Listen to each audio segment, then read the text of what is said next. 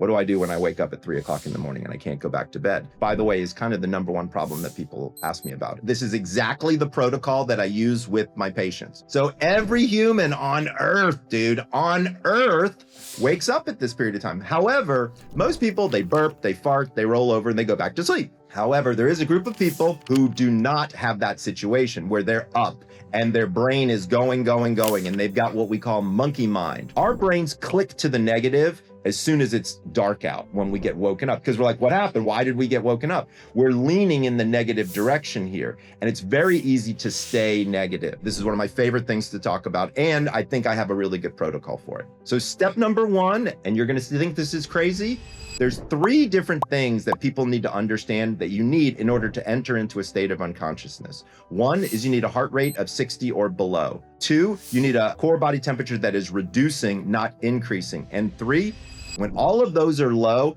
very easy to fall back asleep. Do me a quick favor, check and see if you're subscribed to the show. If not, hit that subscribe button. It's a simple and free way to help me out. And for you, you're going to be more likely to see future episodes on YouTube, and you're going to join the growing community. It's a win-win all around. Thank you so much. I appreciate you. Let's get into the show. What's the biggest sleep myth you see ruining people's health right now? You know, it's a great question.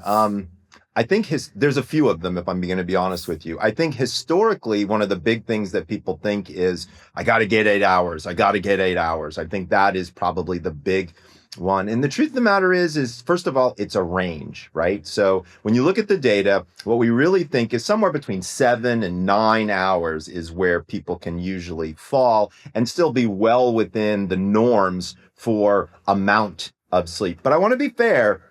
Sleep is not just a quantity game, it's a quality game as well. So quite frankly, I'd rather you get 6.5 hours of really high quality sleep than 8 hours of really crappy sleep.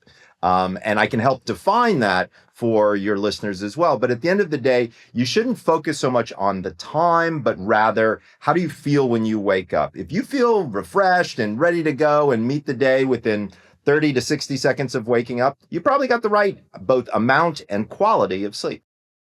Okay, well, let's go into quality and talk about what that looks like. So when we look at quality of sleep, there's a lot of different ways you can kind of think about it. I want to be clear. I think you are your own best doctor. When you wake up in the morning, how you feel is exactly how you slept. I can't count the number of people who come up to me and they're like, Dr. Breus, you know, my sleep score on my phone said I got a 34 and I thought I slept great. And then my day turned into a 34, right? And so it's like, so I think a lot of people out there, they rely on trackers, whether that's a ring or a watch or a strap. And I want to be thoughtful here, right? So to be clear, there is no great tracker out there. I mean, I would argue the best of them all right now is probably an Oura ring, and I'll explain why. Oura is a sleep company that happens to measure activity. Whoop, as an example, is an activity company that happens to measure sleep. The ethos is very different inside of the companies. Do I think Whoop does a great job? Yeah, they do a great job of tracking activity. But here's the thing. When you look at sleep, and depth of sleep is all measured by brain waves, right? It's really hard to get brain waves from your finger or from your wrist, right? And so you have to really be suspect of the accuracy of many of these trackers. Now, don't worry, you can still use them and you can still get value from them. But what you want to do is follow these like simple rules. Number one, don't track every day. Don't look at your data every day. You're going to drive yourself nuts. Believe it or not, there's now a disorder called orthosomnia where people get so anxiety ridden by their tracker data that they can't sleep. So we don't want you to go there. So look at your data once a week. I suggest usually on Sundays because that can help you kind of plan out for the week what's kind of going on with you. And what you're looking for is you're looking for the delta or the difference. Okay. So many people walk up to me, they're like, Michael, I only got, 18 minutes of deep sleep last night. Am I going to die?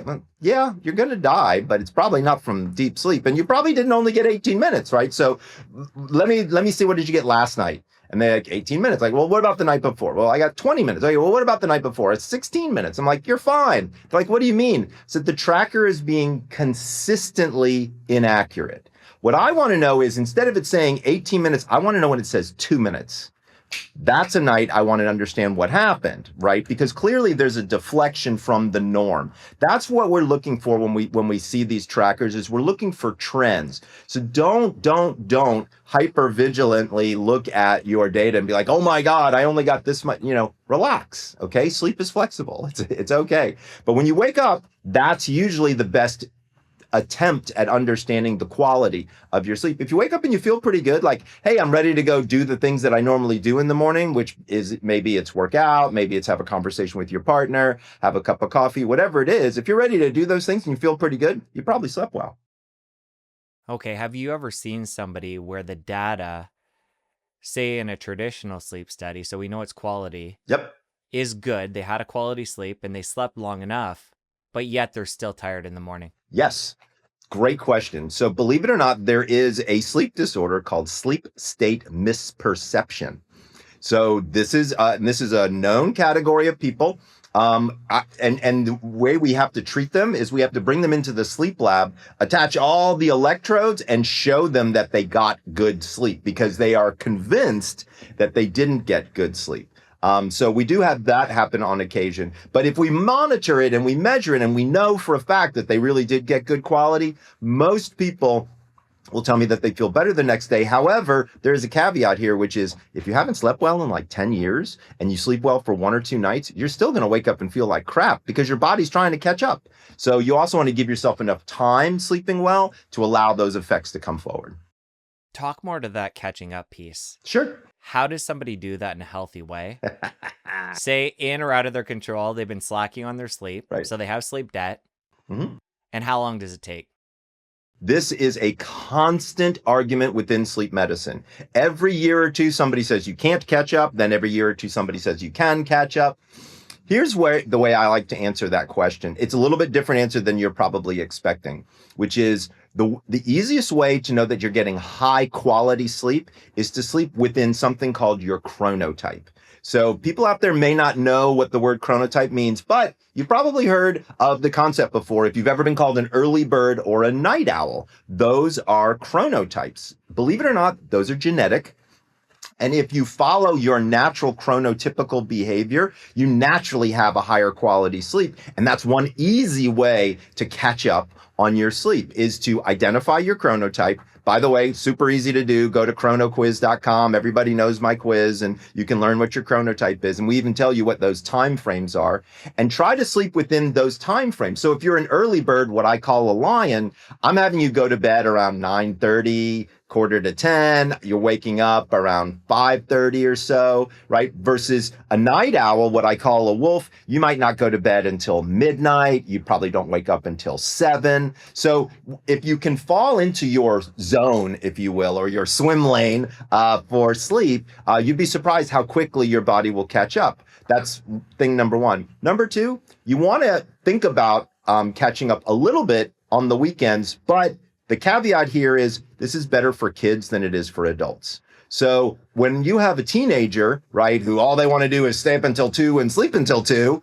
right, let them sleep in on the weekends, okay? Don't have that battle royale with your children. It is, number one, it ain't worth it because you're going to lose, right? I mean, it's a biological process, right? And kids at that age naturally become night owls. This is a well-known, documented fact that a lot of these children have this propensity to stay up late and sleep late. So let your kids sleep in on Saturday. Don't let them sleep too late on Sunday within an hour of their normal prescribed bedtime. And the reason I say this is okay for kids and not as great for adults is here's what happens with adults. If you stay up late on Friday, sleep in on Saturday, stay up late on Saturday, sleep in on Sunday, this is why Mondays suck, okay? Because your body has what's called social jet lag. You, believe it or not, in just 2 days, you actually rotate your circadian rhythm. So what you really want to do is keep your circadian rhythm as consistent as possible. So for adults, my recommendation, which is not fun, but it works, is to wake up at the same time 7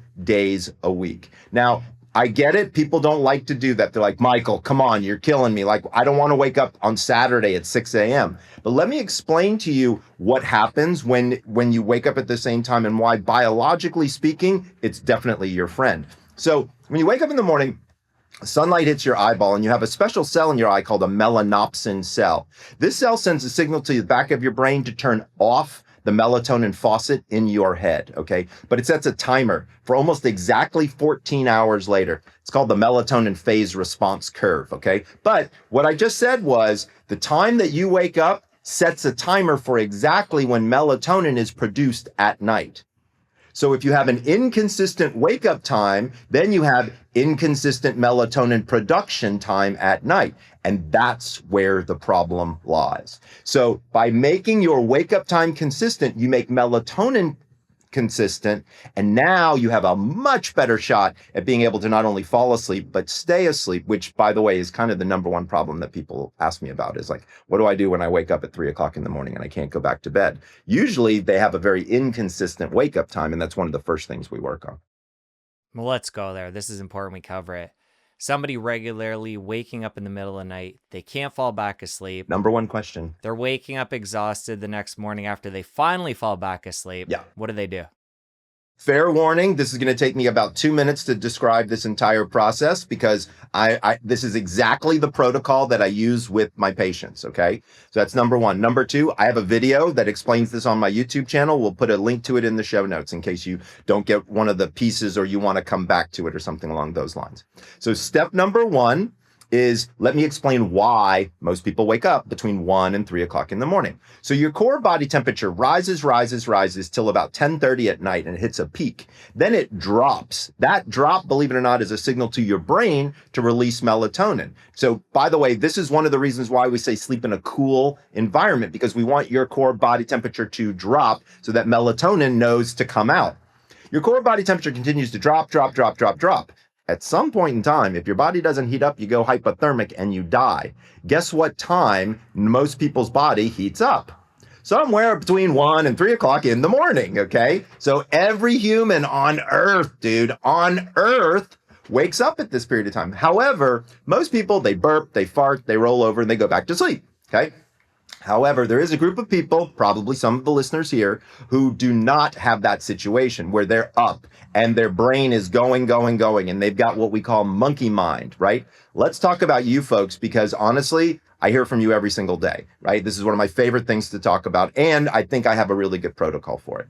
So step number one, and you're going to think this is crazy, don't go pee. Yep, you heard it here, don't go pee. Now, I want to be very clear about something. If you wake up and you think you're going to die if you don't go to the bathroom, please go to the bathroom. But what happens is there's 3 different things that people need to understand that you need in order to enter into a state of unconsciousness. 1 is you need a heart rate of 60 or below. 2, you need a core body temperature that is reducing, not increasing. And 3, you need to have as little anxiety or as possible. Remember, heart rate and temperature are directly related to anxiety. When all of those are low, very easy to fall back asleep. However, what do you think happens when you go from a lying position to a seated position to a standing position? You walk across the room to go pee. Right? Your heart rate goes up. That's right. Your temperature goes up, right? Your anxiety doesn't necessarily go up unless you really have to pee.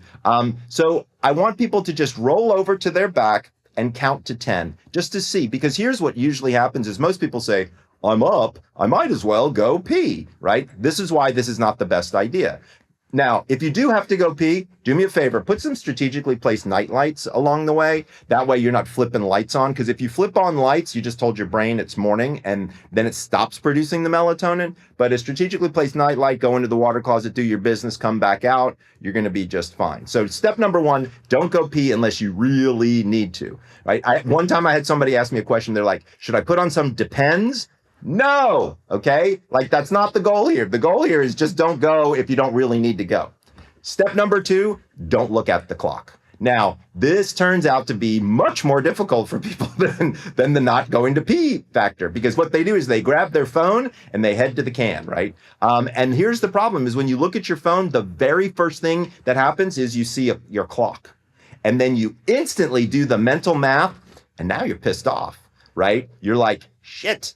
Okay, so I'm up again at the same time again, and your heart rate goes up, which means your temperature goes up and your anxiety goes up, right? It all happens in the flash of an eye, okay? It happens so quickly because the second you see that number, you can't stop your brain from doing the mental math and seeing what time it is. And then you're off to the races in the wrong direction, right? So if at all possible, plug your phone in across the room. Now, a lot of people will be like, oh, well, what if there's an emergency? I didn't say turn it off. I said plug it in across the room, jack the volume. I don't care, but I don't want you to be able to see the phone. And if you have a clock, turn it around or cover it up. If it's still dark in your room, go back to bed, okay? Like, there's no reason for you to be up unless there's sunshine outside, I can assure you. So step number 1, don't go pee. Step number 2, don't look at the clock. All right, Michael, I didn't pee, I didn't look at the clock. Now what am I supposed to do?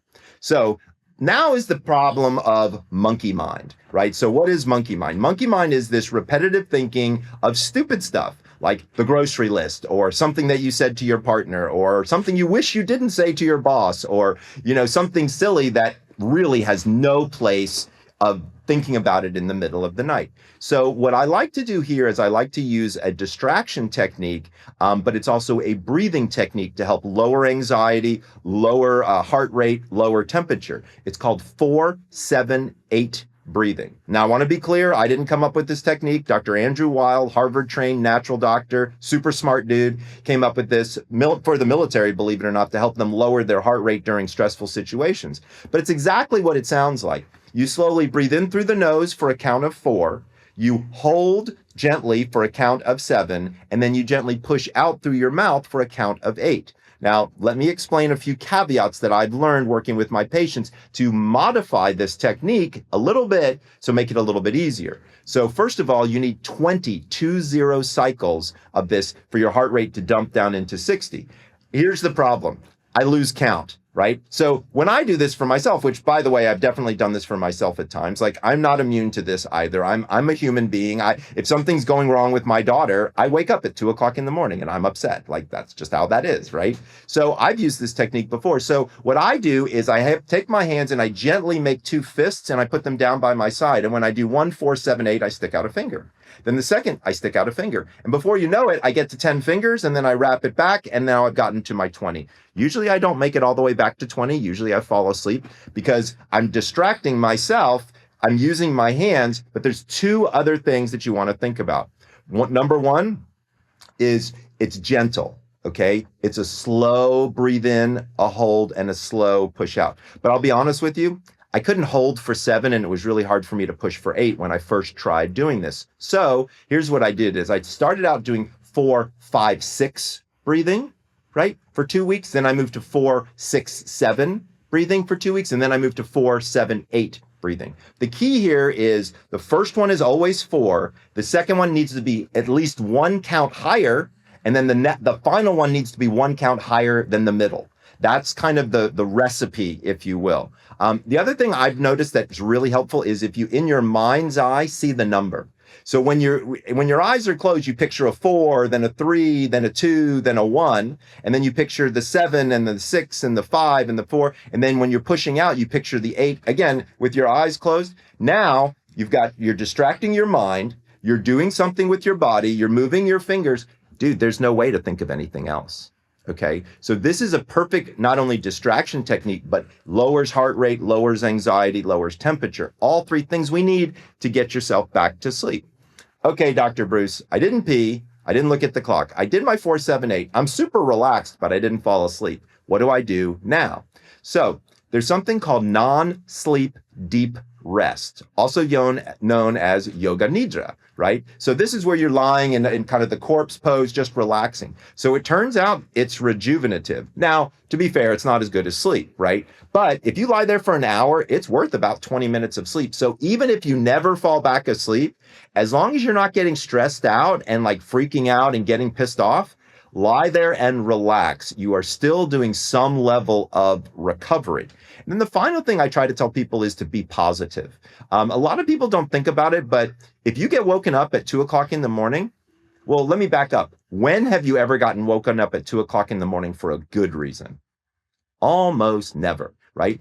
Our brains click to the negative as soon as it's dark out, right? When we get woken up, because we're like, what happened? Why did we get woken up? We're leaning in the negative direction here. And it's very easy to stay negative. So what I've learned as a cognitive psychologist is it's very hard to stop your first thought, but you can stop your second thought. And the second thought is, okay, I guess my body wants me to be up right now. I know this isn't going to kill me. I know my head isn't going to pop off. This has happened to me a million times before. I'm just going to relax. I heard that crazy sleep doctor talking about, yoga nidra and these breathing techniques. I'm going to try them again and just relax and see what happens. That is probably the best piece of advice that I can give people, because 99% of it is coming from your brain, right? Your body wants to sleep. It's just your brain is pushing you out of that. And so we need to distract and calm our brains down enough to kind of be able to get there. And if you do notice that you're getting upset or your heart rate is increasing, then go ahead and get out of bed. But if you're going to get out of bed, what I always tell people is have an area already set up. So have a chair with a bedside lamp and a book, right? You don't need to be screening the TV and watching Game of Thrones or something that you've been dying to watch. Like, this is time to settle back down, to relax, and be able to kind of get there. But usually if people follow that protocol, I can get them to sleep pretty easily. By the sounds of it, we're predisposed during the night when we wake up to this monkey mind. Yes, we are. Can you talk more to why the brain does that? So I think it's really when we go back into history and we look at the limbic system and we look at like caveman, cavewoman, Neanderthal days. What happened is when you did get woken up, there was a threat, right? So 99% of the time, if you got woken up at 2 o'clock in the morning when you were living in a cave, it was because there was a saber-toothed tiger who was about to eat you, right? And so it really does go back, I would argue, to the biology of that. Also, once again, repetitively speaking, you never get woken up. Nobody runs into your bedroom at 2 o'clock in the morning and screams happy birthday, or you just got a raise. It just doesn't work that way. And so I think we're expecting bad news. And so our brain starts to follow into that and it becomes problematic.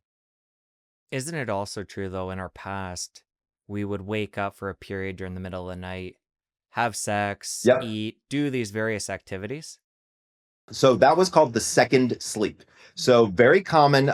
So it was back. So let me back up for a second. So this idiot, his name was Thomas Edison. He'd invented this thing called the light bulb, which really messed everybody's sleep up. By the way, we had very little insomnia before the light bulb was invented, which is kind of an interesting statistic in and of itself. But when we were an agrarian society where we lived off the land, people would go to bed as soon as the sun went down. Then they'd wake up in the middle of the night. They'd have sex, have a meal, because people would live in a very large communal home. They might even have conversations with other people, then go back to sleep. And once the sun rose, get out there again and kind of do things. What we've seen is over the course of time is that sleep period has really mashed itself together. And now I would argue that there's no biological remnant that people are actually trying to get their second sleep. It has more to do with core body temperature changes than just about anything else. We could probably go into the biology of cortisol exchange in the middle of the night and blood sugar exchange in the middle of the night as another definite causal factor, especially for women going through menopause. As an example, we see massive hormonal changes for them in the middle of the night, big blood sugar ups and downs, and that can in cortisol as well, and that can have a big effect on waking people up too. Somebody has a bad night's sleep. Mm-hmm. Say they use the corpse pose because they just can't fall back asleep. Yep. They still get some sleep value from that, like Right. you mentioned. Uh-huh. But they're tired the next day. Yep.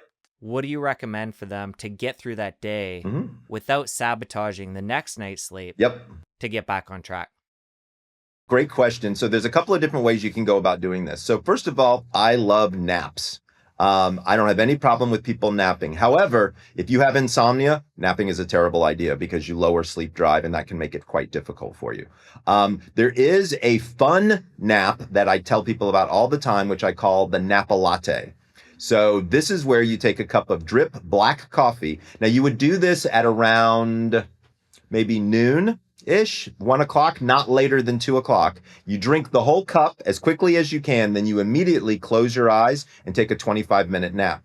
what ends up happening is the reason you're tired is because there's a buildup of something called adenosine, right? So when a cell eats a piece of glucose, something comes out the back end. One of those things is adenosine. Adenosine works its way around your system and accumulates in an area that makes you feel sleepier and sleepier and sleepier. So when you only got 4 hours of sleep last night, you didn't burn through all the adenosine. There's still some there. It's going to continue to accumulate. So by taking a quick nap and having caffeine there, what's interesting about caffeine is if you look at the molecular structure of caffeine and the molecular structure of adenosine, they're off by one molecule, which is kind of crazy when you think about it. That the external substance that keeps you awake is one molecule difference than the internal substance that puts you to sleep, but it fits perfectly into that receptor site. So when you burn through some adenosine for taking a nap, caffeine can block the adenosine. You're good for 4 hours guaranteed. And it doesn't have a massive effect on you in the evening. But remember, you've got to do it around noon or 1 o'clock, because any later than that, and caffeine will stay, because remember, caffeine has a half-life of anywhere between 6 and 8 hours for somebody. So if you stop, let's say you finished your nap at 1 o'clock, then 8 hours later is 9 o'clock. That's about the time then your body's going to start getting ready for bed. You're going to be in probably pretty good shape. But if you did that at 4 o'clock in the afternoon, you're kind of screwed for the evening. I'm picturing additional pressure to fall asleep for that nap when I have caffeine running through my system. So you I know don't I only have actually 25 have minutes. Yeah, Explain what happens if we don't fall asleep. you don't actually have to fall asleep. I don't want it to feel like a pressured situation. It turns out people feel refreshed just from keeping their eyes closed and getting out of all of the noise of the day. And so the data would suggest that it's better if you fall asleep, don't get me wrong, but a lot of people can't nap during the middle of the day. So sometimes just getting away from all the noise, quiet room, even having an eye mask where you're at your desk, slug the coffee, put on the eye mask, set a timer on your watch for 25 minutes, and then let it go. See what happens. You'll be surprised how much better you feel. You've used the term insomnia a couple times. Yep. I'm sure most of us have heard that, but what exactly does it mean? So there's a clinical definition, and it's called the rule of threes, right? So it either needs to take you longer than 30 minutes to fall asleep, or you wake up more than 3 times, more than 3 days a week for more than 3 weeks a month for more than 3 months. That's why we call it the rule of threes. So if you have that situation, that is official clinical insomnia. Now, to be fair, there's a lot of types. So there's I can't fall asleep. There's I can't stay asleep. There's I wake up too early. So you have to kind of understand which type you're dealing with, and then that helps you understand which protocols to kind of institute and move forward with first. If you were thinking about it, like I would argue the number one protocol for any form of insomnia is something called cognitive behavioral therapy, specifically for insomnia. This is something that has been developed, like it's not just normal old cognitive behavioral therapy, which by the way is pretty awesome and works well for depression, anxiety, and things like that. This is one specific to sleep. You want to train cognitive behavioral therapist. I happen to be one of those. And then I'll do that working with my patients. Now, some patients will already be on medication, as an example, right? So let's say and by the way, I take people off medications all the time. I want to be clear when I say take people off medication, I'm not an MD, so I work with their MD to do what's called a taper of their medication. Meanwhile, I'm doing the cognitive behavioral therapy. So as they learn how to sleep, we slowly taper them off the medication. And I would say probably 8 out of 10 times we get people off meds completely. Now, why only 8 out of 10 times? To be fair, there's some people that need a pill to sleep, right? If you have schizophrenia, you get apnea, you get Ambien, right? I get it, right? If you have pain, right? God forbid you got into a major car accident and you've got low back pain, you might need a sleeping pill to help you sleep. There's no pill shaming going on here, right? That's a relationship between you and your doctor. And if you feel comfortable on sleeping pills, I don't have a problem with it. A lot of people worry about the addictive nature of sleeping pills. And so I have 2 comments on that. One, it depends upon the pill. So we used to have pills in a category called benzodiazepines. These are very addictive, very difficult to get people on and off of. We've really graduated from many of those types of medications now, so that the ones that we have out there are not nearly as addictive as we once thought. Some of them not addictive at all. But I think a lot of addiction happens in between your ears more so than in the bodily functions. And here's the problem is when you give somebody a pill who hasn't slept very well in a long time and they sleep really well, whether they're addicted to it or not, they're going to want that pill again and again and again. And so you really have to be thoughtful and responsible as a sleep specialist in understanding like what works and what doesn't. Once again, I want to be clear. There are people out there where it's perfectly appropriate for them to be on medication to help them sleep. But if you, for example, are uncomfortable taking your sleep medication, you should probably talk with your doctor about ways that shapes and forms to get off it. Early in the conversation, we talked about duration and quality of sleep. Right. Somebody using a sleeping pill to sleep, how does that change the quality? Great question. So historically, when we look at benzodiazepines, it has a big effect. In fact, many drugs out there knock out certain stages of sleep. A lot of people don't know this, but every single serotonin-specific reuptake inhibitor, so every single antidepressant on the market lowers REM sleep. That may or may not be good for somebody in the long run, right? And so when we look at these sleeping pills, and those are SSRIs, when we look at benzodiazepines, many of them alter sleep architecture, meaning they knock out the deeper stages of sleep just to get you to fall asleep. Now, that becomes highly problematic because of one particular situation, which is something called the glymphatic system. So every single night when you go to sleep and you get into deep sleep, this is going to sound crazy, but your brain shrinks. It really does. It shrinks like 2 or 3 millimeters, and then cerebrospinal fluid comes in and it washes that whole area out and it takes out all these proteins, right? These proteins are called things like beta amyloid and tau. When it doesn't do a good job of cleaning out the proteins, they like to wrap around the nerves to kind of stay warm. That's called Alzheimer's disease. Nobody here wants that, right? So we want the proteins to get out of the brain every single night. Here's the problem. Many of the old school drugs impact the glymphatic system, and that's where we have big problems. So we can see that it not only affects sleep architecture, but it also affects processes in the sleep process that are highly important to us. So once again, the goal here is not to keep people on drugs for extended periods of time if we can at all possibly help it. If somebody's out there taking sleeping pills and they feel like, holy cow, I've been on this for 5 years and this is not necessarily where I want to be 5 years from now, have that discussion with your doctor. You'll be surprised. They'll be happy to try to pull you off of those medications and try to find a better solution. All right, we've talked now quickly about the stages of sleep. Let's get a lay of the land. Mm-hmm. We'll take a healthy adult. Okay. They're getting a normal amount of sleep. I think before you said 6 to 8 hours. 7 to 9. 7 to 9, okay. Walk me through when they go to bed, ideally, and then the different stages of sleep throughout the night. So when somebody goes to bed is usually, in my world, based on their chronotype. That was the thing we were talking about earlier. So I have them go to bed at a particular time if they're an early bird or a night owl. But here's what happens is when you lie in bed and you close your eyes, the first stage of sleep, stage 1, is very transitory. Maybe 2 or 3 minutes. Like, it's really not something that we care that much about, other than it's kind of the door that opens us into the world of sleep, right? Then you have stage 2. So people go from wake to stage 1 down into stage 2. Now, when you look across the entire night, stage 2 represents almost 50% of your sleep. So this is the biggest stage of sleep that you have. Next, you move into a deeper stage called stage 3, 4, or deep sleep. This is important. This is where that glymphatic system is that we were just talking about. This is your physical restoration. This is kind of like bringing your car into the body shop and kind of getting the dents and the dinks and the scratches pulled out every single night, right? Growth hormone is emitted, all this good stuff.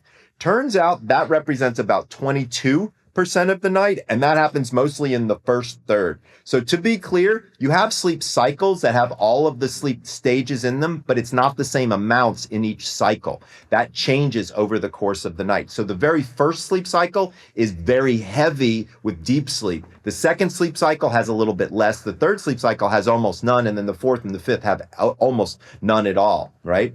Then you quickly go into REM sleep. Very small amount in the beginning of the night, but that gets bigger and bigger as you go across the night.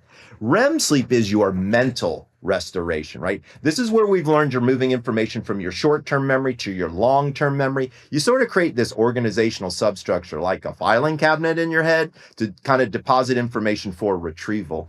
Also during REM sleep is where those crazy movies happen in your head called dreams.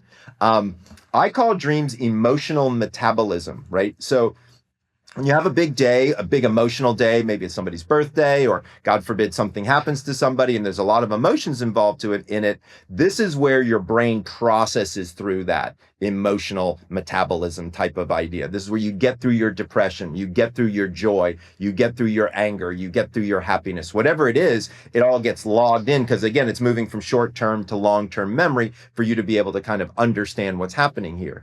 If you do things to disrupt REM sleep, this process gets disrupted, right? So, Michael, what are the processes that disrupt sleep? Well, alcohol, cannabis, all of these other things. Now, I'm not a teetotaler and I'm not somebody who says you should never use cannabis. You need to be thoughtful in how you use these substances in the ways, shapes, and forms that they affect your sleep. Generally speaking, when we look at sleep, we look at it in cycles. And so one cycle is from wake to a REM period. Then we measure cycles from one REM period to the next. On average, a general cycle is somewhere between 80 and 120 minutes, but on average, they're about 90 minutes long. So I have people think about sleep in 90-minute blocks because that really seems to make the most sense for them. But that's kind of like a biology 101 of sleep for folks out there who may or may not remember from high school when they hopefully learned a little bit of that in biology. Okay, so you made it clear. Marijuana, alcohol negatively impact sleep. You're not saying they can't be used in certain instances. Correct. But let's be clear on what the science says when it comes to sleep, what they're doing. Alcohol destroys stage 3-4 sleep. Just absolutely beats the crap out of it, okay? And so what we've learned is the closer to lights out that you ingest alcohol, the bigger and worse the effects. So what am I advocating for? Day drinking. Yep, you heard it here, folks. Drinking at noon is probably much better for your sleep. I'm not saying that you might not have an alcohol problem there. We can talk about that in another podcast. But the further away from sleep that you drink alcohol, the less impact that it has. However, the way I teach people about it is kind of like this. Let's say you want to enjoy a nice glass of wine with dinner. I don't think I have a problem with that. So let's say dinner is 6:30. You sit down, you have your glass of wine, you've got your meal, then you drink a glass of water. Then you start your second glass of wine. Maybe you finish it, maybe you don't. Then you have your second glass of water. Now you stop ingestion of all fluids, wait 3 hours. By the way, it takes the average human approximately 1 hour to digest one alcoholic beverage. So we're giving ourselves even an extra hour by waiting that 3 hours. Now we're in much better place so that the glymphatic system doesn't necessarily get suspended, so that we don't lose all of that deep sleep. Again, enjoy your adult beverage. I like a big red with the steak as well. But at the end of the day, the further apart from that, the better. Cannabis is a little bit different. Cannabis affects different stages of sleep more so. Cannabis will make your heart rate increase and REM sleep decrease. So alcohol has a large effect on stage 3-4 deep sleep. Cannabis has a bigger effect on REM sleep. Now, you might be saying, well, is that still okay for sleep? Here's the thing. And I say this with alcohol as well as with cannabis. There's a really big difference between going to bed and passing out. Okay, right? Like for cannabis, you're not getting stoned and going to sleep. That is recreation, again, to be done in the earlier part of the evening. If you want to use cannabis as a medicinal, you would have a very small amount of THC, like 3 milligrams, which is probably one of the smaller amounts. What you're looking for is something called CBN, as in nighttime. CBN, there's at least 2 studies to show that it lowers arousal levels and helps people sleep better. So I think there are definitely instances where a cannabis-related product can be helpful for people sleeping. What would the ultimate gummy look like? I think it would be like maybe 3 milligrams of THC, then 5 milligrams of CBN, and then maybe 5 milligrams of CBD. Now, I also want to be clear, there's almost no evidence to suggest that CBD is helpful for sleep. However, what CBD does help for is lowering anxiety, right? And lowering pain. If you have problems with sleep, from pain or anxiety and you take CBD, guess what? You'll probably sleep better. But I want to be clear, CBD doesn't seem to have as big of what we call a soporific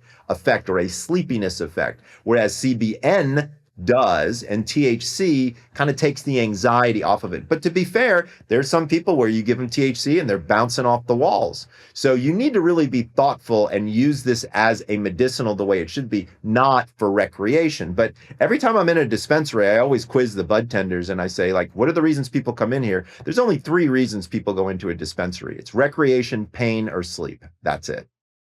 Okay, what about supplements that strictly do help with sleep? Yeah. Either duration or quality.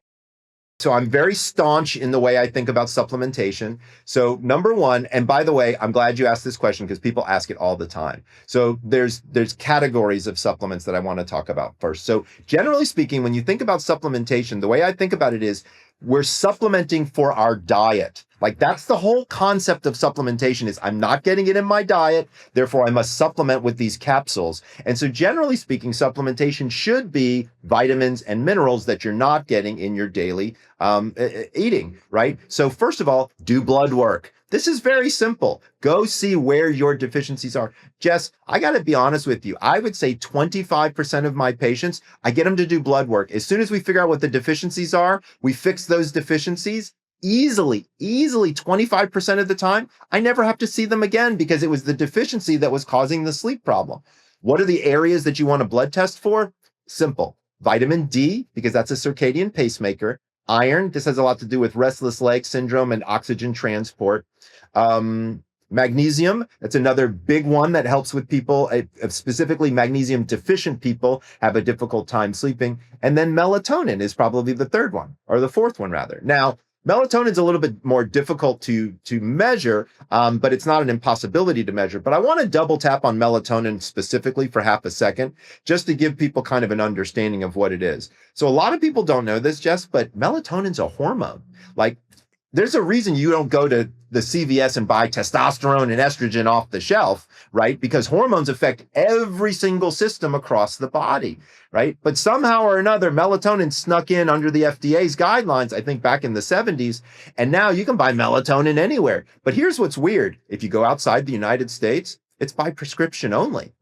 Right? Like this is a drug by prescription. And by the way, in Germany, at higher dosages, it's used as a contraceptive. Yes, you heard that clearly. It's used as birth control at high dosages. So, number one, melatonin is not, I repeat, not good for children. So many people out there are like, oh, my pediatrician said I can give my child melatonin. Kids make 4 times the amount of melatonin that they need. So giving them melatonin does them absolutely no extra good. That's number one. Number two, you just taught your kid they need a pill to sleep. I think that's a problem. I don't think that's a great idea. So I don't recommend it. Also, because it's a contraceptive, can you imagine? I don't think there's a good reason to enter a contraceptive in a young female developing body unless there's a real necessary reason to do so. So anybody that I talk about melatonin, 18 or over, number one. Number two, as I said before, by prescription only. Let's talk about the dose. It's almost impossible to find the correct dose out there. So the correct dose is somewhere between 0.5 and 1.5 milligrams. Dude, every place I go, it's 3 milligrams, 5 milligrams, 10 milligram gummies. And then I talk to people and they say, oh, I'm taking 2 10 milligram gummies. And I'm like, oh my God, you're taking literally 10 times the recommended dose. And in some cases, 20 times the recommended dose. This is a terrible, terrible idea. By the way, you know you're overdosing on melatonin if you have really vivid dreams. That's one of the first signs or symptoms of too much melatonin. And by the way, it doesn't help you. Now, a lot of people wonder, well, if I take melatonin for a long period of time, will my body stop making it? Kind of like what happens with testosterone. Good news here is no, there have been at least 2 studies to show that your body will continue to make it. So you're not doing any long-term harm. But here's the kicker. Melatonin interacts with 4 different drug classes, and nobody talks about it. Interacts with every single antidepressant on the marketplace. So any antidepressant, any SSRI, any tricyclic antidepressant, anyone it affects, diabetes medication, blood pressure medication, and birth control. I mean, come on, like if people don't understand all of these issues with melatonin, they just start popping these things, it's generally speaking not a good idea. So here's what I do. Do the blood work, fix the deficiencies. Let's say, Michael, I got no deficiencies, but I'm still not sleeping. Okay, now I would go symptom by symptom, and then I might recommend different herbal preparations. Here's the biggest problem that I see with most of the things out there. They're all what I call kitchen sink. So they throw every single thing into it. There's, skullcap and lemon balm and passion flower and ashwagandha and valerian root and all these different things. You never know what's working, number one. But number two, most of these are what I call fairy dust.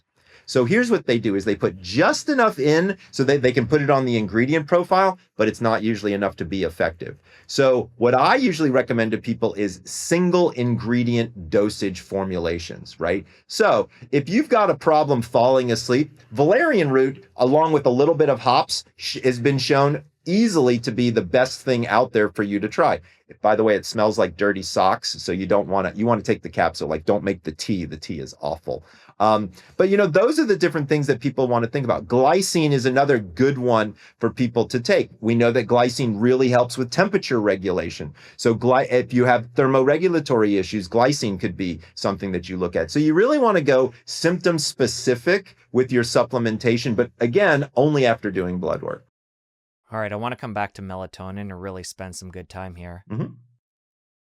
To be clear, is there ever a case for a healthy adult that you would prescribe that for them to help with sleep? Yeah, absolutely. So jet lag would be a perfect example of something like that. Shift work, absolutely. Also, by the way, people get melatonin deficiencies as they get older. So I'm 58 years old. Right around in the early 50s is where we start to see melatonin dropping off for some people. Again, it's somewhat difficult to measure melatonin because here's the problem. If you do blood work during the day, there's not supposed to be any melatonin in your system during the day, right? So you have to actually take salivary samples, and you have to take one in the morning, one at night, one the next morning, one at night. So the testing can be a little bit difficult, but I would argue it's probably not the worst idea for somebody that's 60 years old. If they're having a difficult time falling asleep and staying asleep, I might try a 0.5 milligram to 1 milligram of melatonin with them just to see. And if they report to me, hey, this is working and very helpful, then they may not have to go through the whole testing of it all. But I think those are the three situations where it would make the most sense. Believe it or not, there's even some data for people with ADD and ADHD where melatonin could be helpful. Oh, you know what? I forgot one other instance, Jess, I want to double tap on, which is there is a group of children where melatonin makes sense, and that's children on the autism spectrum. We don't know why, but larger dosages like 5 to 7 milligrams work really well with those individuals. All right, while we're in supplements, I think it's a good time to bring in your banana tea. Sure. Talk about how somebody goes about making that, what it is, and what it benefits. So one of the biggest problems with any supplement is absorption rate, right? And a lot of times our bodies, just because we take the pill doesn't mean that it actually makes it into the system. So one of my favorite ways to get magnesium is banana tea. So a lot of people don't know this, but bananas are loaded with magnesium. We used to call them nature's sleeping pills, believe it or not. But the funny part is there's 3 times the amount of magnesium in the peel, not in the fruit itself. Don't worry, I'm not going to ask you to eat the peel. So what I do is I have people go to the store and buy an organic banana, cut off the tip and the stem, cut it in half, leave the peel on and the fruit inside. So basically you just wash off the outside to get any dirt off of it. But all I've asked you to do is take an unpeeled banana and basically chop it in half. Drop the 2 halves into some boiling water, maybe 2 cups, and boil it for about 3 or 4 minutes or until the banana turns brown. And then you drink the water. It's loaded with these things called phytosteroids, and that's what helps with the absorption of the natural magnesium that's in the peel. By the way, it's delicious. Like, if you like bananas, it's really, my daughter, when she was younger, she used to say, Dad, it's very banana-y. Meaning it tasted very banana-ish. So you've got to like bananas for sure. You can add a itty-bitty tip of natural honey, like raw honey to it, or some cinnamon can actually be helpful. But be thoughtful. Don't have too much honey in it at night, because if you spike your blood sugar, you can cause yourself a bigger problem later on. For somebody who's going to supplement with magnesium, say they don't have a banana and they're going to go for the supplement route directly in, what type do you recommend? Yep. And what dosage? So, and what time? How far before bedtime? All good questions. So here's the crazy part. There's 13 different types of magnesium, which is really annoying for all of us out there when we're kind of going into the supplement aisle or going to the health food store and trying to figure out what we want. So the data is pretty interesting. I have most people start with magnesium glycinate. Why? It's easy on the stomach and it includes glycine, which again has that temperature regulation portion to it. So that can be helpful. You need to be thoughtful because you have to eat your magnesium. Your body does not produce it. However, you could eat a bushel of kale and still not get enough magnesium because the soil has been so over-tilled that we're not getting magnesium coming up through the root stalks. So in many cases, even if you eat a bushel of kale a day, you still need magnesium supplementation. I would argue that most people are probably good in the 150 to 200 milligram range to start. You need to be careful with your magnesium. Too much magnesium will absolutely give you diarrhea, and that will disrupt your sleep dramatically. So don't go hog wild on the magnesium, okay? Start low and slow is how I tell most people. Now, from a brand perspective, here's what I'll tell you. There's only one brand that I personally know a lot about, and the reason I know a lot about them is because I actually did a clinical trial on this brand. So I'll tell you the story. It's kind of funny. So I was giving a lecture and this gentleman stood up and said, "Hey, I make the greatest magnesium ever. I want you to learn about it, try it, all this stuff." So afterwards I came up to him and I said, "Hey, you want to put your money where your mouth is? Give me a check for $75,000. Let's run a double-blind placebo-controlled study. Let's see how good your damn magnesium is." He was right. He gave me the check and it was unbelievable how well his magnesium worked. It's called Upgraded Formulas Magnesium. But it's a weird kind. Believe it or not, it's a magnesium chloride, which is not something that you would imagine would be good. But he's a fluid dynamics engineer. So his big thing was all about absorption and understanding molecule size and things like that. So this is the magnesium that I take. Many people prefer their magnesium in the evening time. So for example, if you're taking that Calm powder that you see advertised all over the place, which is, I think, magnesium glycinate, you'd want to take that in the evening time. I personally take my magnesium. I take one pill in the morning, and then if I sweat a lot, then I may take a second one at night. By the way, that's a big factor. If you work out every day and you're a heavy sweater, you will sweat your magnesium right out of your system. And so there are times where you may need to take a second dose. Most of my patients prefer their magnesium at night. For me, I can't remember to take my supplements unless I take them all at the same time in the morning time. So that's when I take my magnesium. But for folks out there who always ask me, like, what's your supplement stack? I'll tell you right now, it's pretty straightforward. I take vitamin D, I take omega-3s, and I take magnesium. That's pretty much it. I do creatine in the morning with a little bit of minerals in my water so I create my own mineral water. And that's my whole substack. That's it. How do you feel about food sources of melatonin? So I've heard pistachios are a good source. pistachios, tart cherries. Where I'm thinking this could be applicable is an after dinner snack, still not right before bed because that's going to have a negative effect on sleep, but somebody having some of those foods leading up to sleep.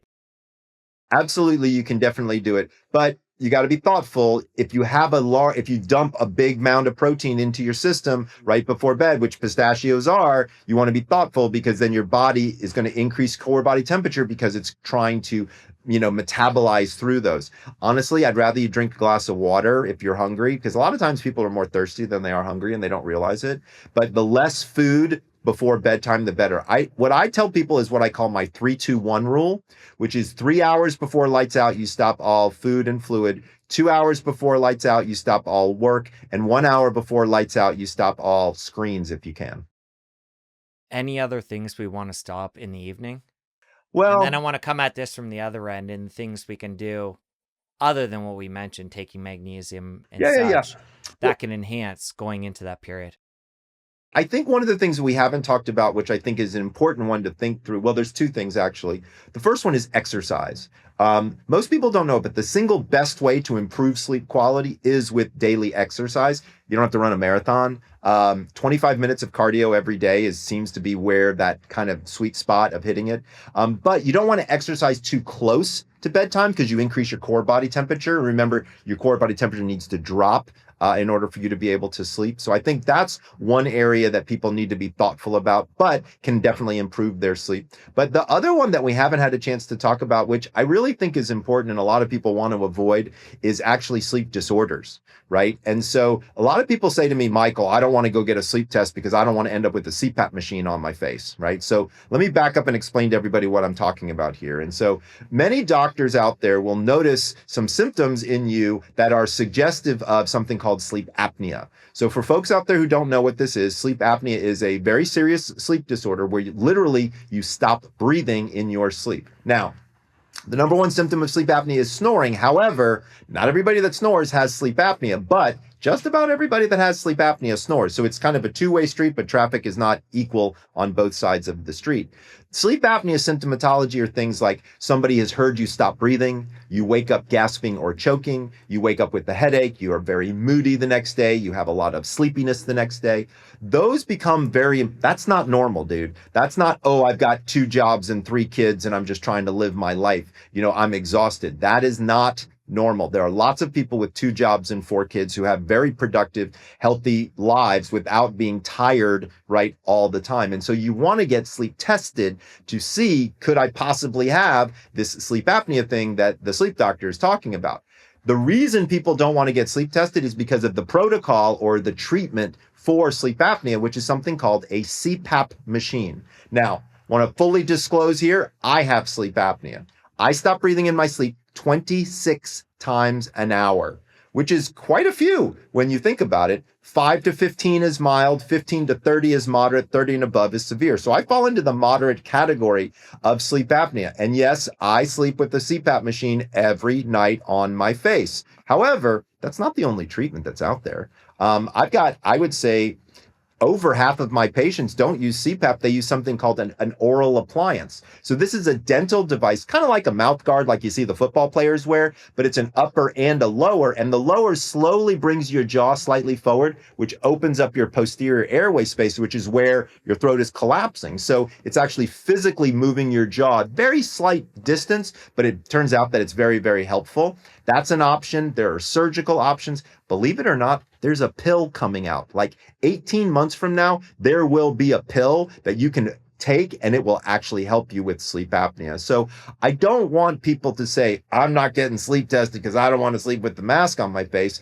I get it. I hear you. Get tested anyway. There's a lot of other things out there. And if you don't get your sleep apnea tested and you live with sleep apnea undiagnosed, here's what's going to happen. You're going to end up with, so when you stop breathing, what ends up happening is your oxygen begins to drop. So your heart slows down to conserve oxygen in the system. Then your brain says, oh shit, there's no more air. So your heart rate speeds up to wake you up. So your heart rate slows down, speeds up, slows down, speeds up. That puts an extra load on one section of your heart. And then you end up with an irregular heartbeat. Over time, an irregular heartbeat turns into something called atrial fibrillation. That's very difficult to come back from. Then you move on to heart attack, stroke, and death, right? We don't want that to happen to any of our listeners here. So go get yourself tested. You'd be surprised how easy it is to fix your sleep apnea. Early in the conversation, you mentioned the Oura Ring and how it's decent, at least, at detecting sleep issues. Correct. And telling us how our sleep is. Is that sensitive enough to detect sleep apnea? Not yet. However, the Apple Watch doesn't do a terrible job of that. So Apple's got an interesting thing where they actually have an oxygen monitor in these watches. Now, you have to go to a special place inside the Apple Watch to turn it on, and it won't diagnose you, but it will say to you, hey, by the way, we've seen some oxygen things kind of happening for you. But here's what I'll tell you, Jess. I think we are less than a year away from the technology getting better and better and better, right? And I would argue that the Ring form factor is probably the best for sleep. And the main reason is you can catch temperature off of your finger. It's very hard to catch temperature off the wrist. So I would argue that in the future, we're going to start seeing more and more Ring form factors that are going to be more and more accurate. Oura just came out with a new version that has double the amount of sensors. So they're definitely looking to understand more about that. There's also something out there called the Happy Ring, believe it or not. I know it sounds like a crazy name, but these guys really know. And their ring actually does a full sleep study on you. It's actually considered a medical device. Don't forget, the Oura Ring is not a medical device. The Whoop strap is not a medical device. These are trackers. But Happy Ring, believe it or not, has had full FDA approval as a medical device. There's a device on your website you can send out to people where they can test at home. Yes. What is that? And how does that compare to going to a lab? Oh, great question. So here's what's so fascinating is it used to be before COVID, everybody had to go to the sleep lab. As soon as COVID hit, nobody wanted to sleep in the same bed that somebody else had been sleeping in the night before. So all the technology moved fast forward really quickly. And within about a year and a half, we started to have what are called HSTs, or home sleep tests. And I want to be clear, these are just as accurate as what we had in lab, for sleep apnea in particular. Now, I'm going to be honest with you. If your doctor thinks you have narcolepsy, you need to go into the lab. If your doctor thinks that you've got restless leg syndrome, you probably need to go into the lab. But for sleep apnea, we definitely know that these devices are very, very accurate. And here's the best part. They're not very cumbersome. You wear it on your wrist like a watch. There's a little thing that sits on your finger, and that's about it. And here's the best part is you put it on, you download an app, you turn it on through the app, you go to sleep. When you wake up, you turn it off through the app. The data ports over to your phone, goes to the cloud. Doctors can read it. You never have to leave your house, which is so much better, dude. Like, it used to be like people would have to come, they'd have to get it there at the right time, you'd have to scrub their head, you'd literally 27 electrodes all over their head. This is what I used to do to people. Like, it was kind of like torture. Right now, I can ship something to your home. You know how to put it on yourself. And believe it or not, it's disposable. You can actually throw it in the recycling bin and be able to recycle these things when they're done. And they're cheap. Like right now, $200. Like almost every one of these devices out there, you can get it done for $200. I mean, honestly, beforehand, this was thousands and thousands of dollars. Like, we would charge anywhere from $1,500 to $2,500 per night in the sleep laboratory, to insurance companies and things like that. That's another important factor. Insurance covers this. Like, a lot of people are like, oh gosh, am I going to be out of pocket? No, I promise you, your insurance, Medicare covers it, Medicaid covers it, your insurance covers it. So again, don't say, oh, maybe next week. Go ahead and do it. You never know. You mentioned a doctor will connect and see your data in the app. Yeah. How much additional cost is that part? It all comes with it. So for $200, you get the device and you're going to get your doctor to analyze.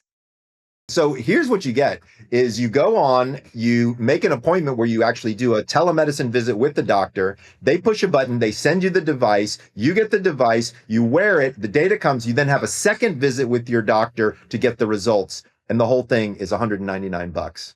It's crazy. You mentioned all the electrodes before. How can something so simple give you the data of what that would? Because it's not measuring all the same things. So the reason I said you would want to go in lab for narcolepsy is narcolepsy, it turns out, is a brain disorder. And we look for certain EEG signs and symptoms for narcolepsy. And same holds true with restless legs. For that, we use something called EMG, which is muscle movement. But for apnea, we just need to learn your oxygen levels, your heart rate levels, your chest compression. So all of that can be done through one wrist-worn device. But again, it's specific for apnea versus all the other 87 sleep disorders. Believe it or not, there's 88 sleep disorders out there. So you mentioned you have it, sleep apnea. Yes. You use a CPAP. I do. There's also this device you can put in your mouth that sounds less invasive and a lot easier. Yeah, Excito SA. You're the sleep doctor and you're using the CPAP though. Why do you pick that? First of all, it's a really good question. And I've been thinking about this a lot. I'm kind of glad you asked this question. I've been thinking about this a lot lately. So I've been putting CPAP machines on people for 25 years, right? And, I never really had that, like I've tried it before, like I'd slept with one for a couple, 3 weeks, but when you don't have apnea, you don't really get the same experience and things like that. And when I discovered that I had apnea, and by the way, I discovered it in myself. Well, my doctor actually helped me discover it. She was like, look, why don't you go on CPAP and see how it is? Like, you've been putting patients on it for years. And I was like, you know what? You're right. So I didn't have for me, it was a curiosity. And also I have a kind of a funny story as to how I adapted to it so well. So in my bedroom with my wife, so first of all, we sleep, there's a big screen TV on all night long. We have 2 French bulldogs in the bed with us, right? But I sleep just fine. So here's the funny part is recently we got a French bulldog puppy. His name is Benny. He's super cute. And he wanders in the middle of the night and he likes to fall asleep in between my wife and my pillow. Okay. But what he loves to do is he likes to put his head on her pillow. So you can imagine which end of the dog I get every single night. I get the butt end of my French bulldog in my face every night. By the way, if you don't know about bulldogs, they have a lot of gas all night long. So when somebody said to me, Michael, we can put a mask on your face and put clean, filtered, non-smelly air into your lungs every single night, all night long, I jumped at the chance and I adapted like that. And it wasn't a problem for me. Let's talk about these factors, the dogs, the big screen TV. Yeah. You're obviously somebody who knows what ideal is. Mm-hmm. And I assume both of those would be anti that. Correct. Talk about why somebody who knows what you know Mm-hmm. would allow that. Yeah, because sleep is flexible. Also, I want to sleep next to my bed partner, and that's how she sleeps. And she's had an animal in her bed since she was a very young girl. She's always had dogs in her life and had dogs in her bed. That's, by the way, there's data to show that women feel safer with an animal, not only in the room more so than in the bed. Also, she falls asleep with the television on. When we first met, she said, "Michael, I got to let you know something. I fall asleep with the TV on." You know what I said to her? "I'm going to be a sleep doctor, hon. I'm going to fix that." I don't know about you, Jess, but if you've ever tried to fix something in your partner, it doesn't go particularly well. So I studied her, and what I discovered is she has that monkey mind we were talking about, and so she uses the television as a distraction technique. Dude, there's a timer in it. So my son showed me how to use it. I just set the timer, and she falls asleep with it. I come to bed a little bit later. The TV switches off. We're fine. If she wakes up in the middle of the night and she turns the TV back on to distract herself, I'm asleep, so it doesn't really bother me. So again, sleep is flexible. On the days where if it comes to the terms where it really bothers me, then I might say something or potentially move into another room. Now, that's an interesting question because a lot of patients will say to me, "Michael, I think I'm going to go through a sleep divorce."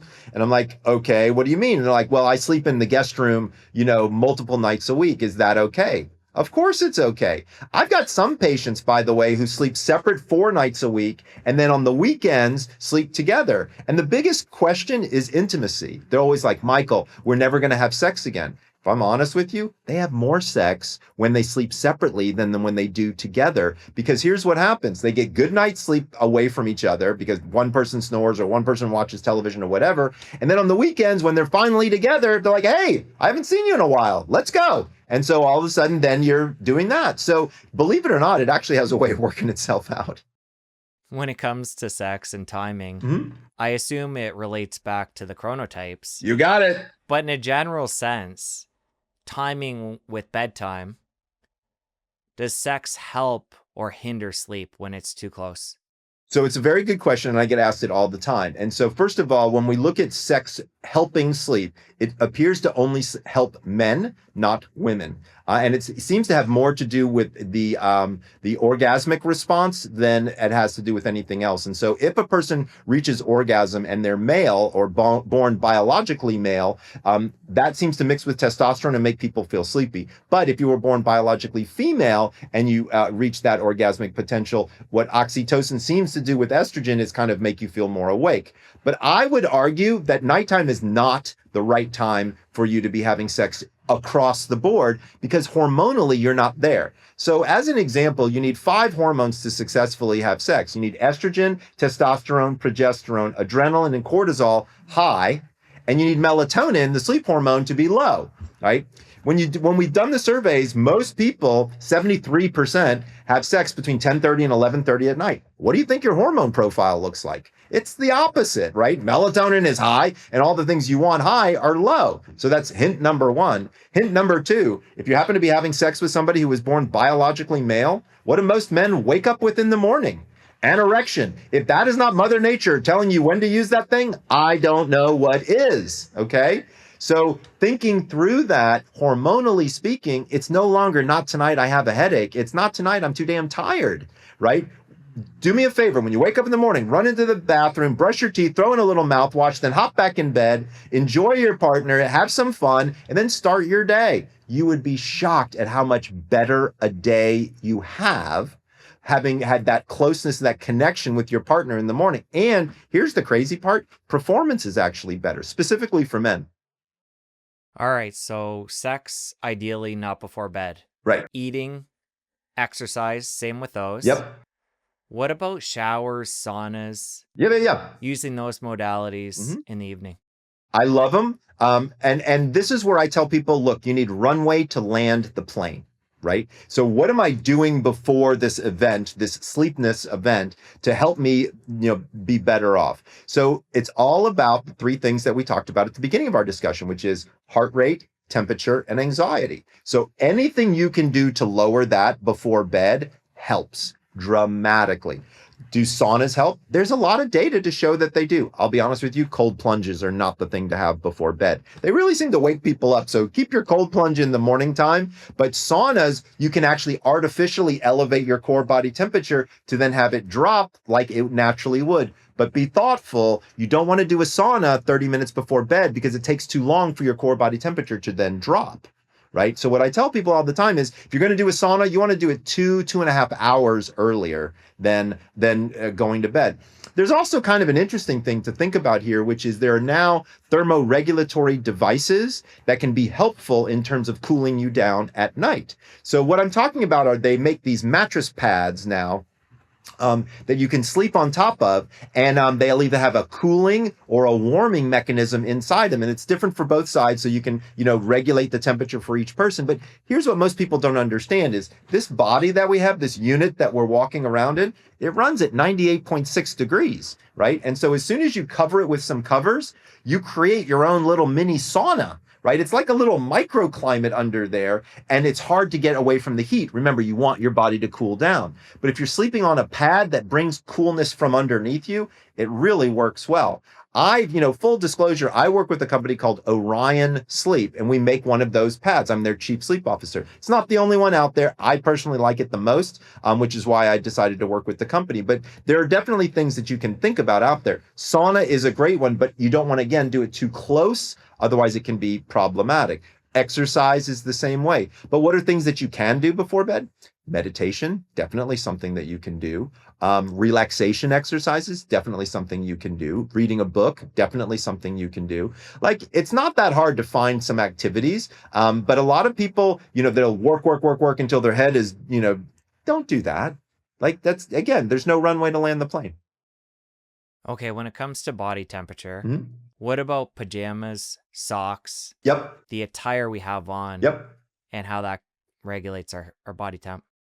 So believe it or not, there's data to suggest it's better to sleep naked than it is to sleep with clothing on. However, there's also data to suggest that if you keep your feet warm, like socks, then that's also good as well. So basically, the best recommendation is sleep naked, but with socks on.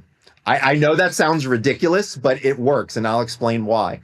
So the socks on your feet, so believe it or not, when you warm your feet, you open up the capillaries, and that allows more heat to dissipate. So it's very counterintuitive, and you don't want your feet to be hot. You want them to be slightly warm. By the way, you could do this all by yourself with like a heating pad, right? So what I tell a lot of my patients to do is throw a heating pad on the bottom, down by your feet and stick it on low, right? And turn it on and let your feet warm up because that allows more heat to dissipate. And then sleep with no clothing on. Also, you want to make sure you're changing your sheets and the warmth of your comforter, right? So a lot of people don't even think about it, but you should have a different comforter for summer and spring than you do for fall and winter, right? Because the more layers you pile on, the harder it is for this unit to thermoregulate and cool down the way we want it to. All right, what about mattresses, pillows? Somebody's about to go buy new ones. Yep. What do they look for? I believe that equipment matters, right? So I used to be a runner, and when you're a runner, you can run a race with flip-flops on and a boombox on but your time's not going to be too good, right? But if you got your running shoes and your dry fit wear and your good tunes, you can peel off a 8.5, 9 minute mile and enjoy yourself, right? So equipment matters for exercise. Equipment matters for sleep. Now, here's the problem. is the sleep mattress industry has done nothing helpful. All they try to do is confuse you. Like, you go into one store and you look at a bed, and then you go into another store, different name store, you could have the exact same mattress, but it's called something different. So it's very difficult to comparison shop, which is not very fun. But here's what I'm going to tell you is a bed has two distinct properties: support and comfort. That's what the bed is supposed to do. Support means keeping your spine aligned, so that way your spine has a nice curve to it when you're lying down. If you can, the best position to sleep in is on your back, unless you've got sleep apnea or snoring, and then it's the worst position because all your anatomy falls to the back of your throat. 70-something% of people sleep on their side, and that's where the comfort part comes into play. So supporting your spine is important, and you want to have a bed that does that, but if it's not comfortable, you won't stay in that position. So comfort is where it comes in. I personally love hybrid beds because you get the support and the comfort all in one. Springs have do a good job of keeping you support, and then the foam on top does a nice job of keeping you comfortable. But you need to be thoughtful. As an example, if you have thermoregulatory issues, some of the memory foam products trap heat and make you hotter, and that is no bueno for sleep, right? So you want to test beds out, check the return policy on beds. By the way, most beds now, you can get a 90-day, sometimes 120-day. I've even seen one that was a 360-day trial period. So you could sleep on this bed for a year, not like it, and send it back. So you do need to give your body some time to adjust to it. So I would say a good 30 days to adjust to a new mattress is probably makes a lot of sense. But you want to be thoughtful about it. So here's what I have people do. Is go online and research beds and narrow it down to 2 to 3 models, right? Then once you do that, find a place potentially that's selling those models, go in and turn to the salesperson and say, don't talk to me, tell me where these 3 beds are. And then you have a pad and a paper with you and your partner, and you both get on the bed and you get in your starting sleep position for 10 minutes. Then you move to a second sleep position for 10 minutes. Meanwhile, salesperson not bothering you. And then you write down a score for yourself and your partner. Then you don't tell your partner what it is, then move to the next bed, then move to the next bed. Then you guys compare scores, and then you start to narrow it down to see what's going on with which bed makes the most sense for you. I would say you're probably looking to spend somewhere in the $1,500 to $2,500 price range is where you will absolutely get a solid, good product. If I'm honest with you, once you get below $1,000, I'm not saying they're bad beds, but generally speaking, you're just not going to have the materials that you're looking for. It probably doesn't have the design or the support that you're going to really want to have. So I would say if you can, if your budget can afford it, you probably want to spend, again, between $1,500 and $2,500. Now, I'll be honest with you, there are some beds that are 10 grand. There are some beds that are $500,000 for a bed. Okay. Now, is it worth it? Is that a flex? Yes and yes. I would say no and yes. But here's the thing: is you need to do what makes sense for you, right? Like, we all have cars. Like, some people have Hondas, some people have Lamborghinis. They both drive you from point A to point B. It just depends upon what works for you in terms of getting there. But generally speaking, I feel like you're going to learn a lot by doing some research online. My website does a really good job. We do mattress reviews. So as an example, but we basically only do mattress reviews on online products. So we have products that we can ship to your home, like Bed in a Box, which I've found, believe it or not, they figured out how to ship spring beds in a box without damaging the springs. So I think there's a lot to choose from, but do your homework first. Then if you can, try to experience it. If you can't, then just make sure there's a really good return policy. All right. And then what about pillows? Less is more or more is more? Here's what I would tell you is pillows are a mess. I can't count the number of people who come up to me and they say, I've got a closet full of 15 pillows that I've tried, Michael, that I don't like. So let me tell you how to do pillows. So first of all, you need to ask yourself 3 questions. Number 1, squishy or firm, right? That's the first, because either you like sleeping on a block of cheese or you like something that's super malleable, and there's no in between. So squishy or firm. Next, get a pillow that fits your starting sleep position. So if you're a side sleeper, you want something that's going to go from the side of your ear outside of your shoulder. So you're going to want a thick pillow. But if you're a back sleeper, you would want a very thin pillow, because if you had that thick of a pillow, it would push your head too far forward and you wouldn't be able to breathe.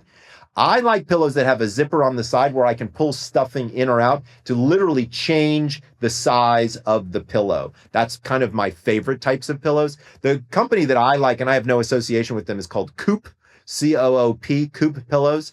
They make one that's a cutout that I really like because I'm a side sleeper, so I can get, most pillows come together with two pieces of fabric, and when you put your head on it, there's not a lot of support. They have this little piece that's cut out so I can lay it on my shoulder, and it works perfectly. I can get support from the base of my neck all the way up to the top of my head. But I've saved more, by the way, change your pillow before you change your mattress. Number one, it's cheaper, and number two, sometimes it's all you need. Well, that's where I was going next. Longevity on both of them. How long do they last? So it's interesting. Pillows have a tendency to last somewhere between 18 and 24 months if they're not completely foam. If they're completely foam, you can probably get them for 36 months or 48 months. But mattresses, it's hard. And I'll tell you why. Because I think your body changes more quickly than your mattress needs change. Like I used to wish, I wish there was like a timer on the side of beds that would just pop, like a turkey timer that would be like, hey, your bed is, done. You're like, you need to get a new bed. But usually it has more to do with your body. So God forbid you get into a car accident, you might need different level of support. Let's say you get married, now you have a partner in the bed, you're going to need a different level of support. Let's say you have kids and then they climb it, So I think there are more different mattress events in your lifetime. But here's what I tell people is if you get out of bed more than 3 days a week and you're sore and it's not because you worked out, you probably need a new bed. Okay, you've given us a nice visual. You and your wife, bedroom, French bulldogs, yes, big screen TV. Yes. When that TV is on while you're falling asleep, yep. Are you wearing blue light blocking glasses if you're watching? Great question. So you know what? The data is not that good on blue light blocking glasses. I've really started to do a deep dive. Early in my career, I supported blue light blocking glasses quite a bit. But what I'm here to tell you is there's just not great data on blue light blocking glasses. And so what I would tell people is if they help you personally, it's certainly not going to hurt, but I wouldn't say that they're a requirement. Okay, what about earplugs, masks for the eyes? I love it all. Like whatever works for you. I personally sleep with an eye mask every night, but it's just because I'm so used to it. I do it even when I'm in a hotel. So example, like if I'm traveling and my wife doesn't happen to be with me, I still wear my eye mask.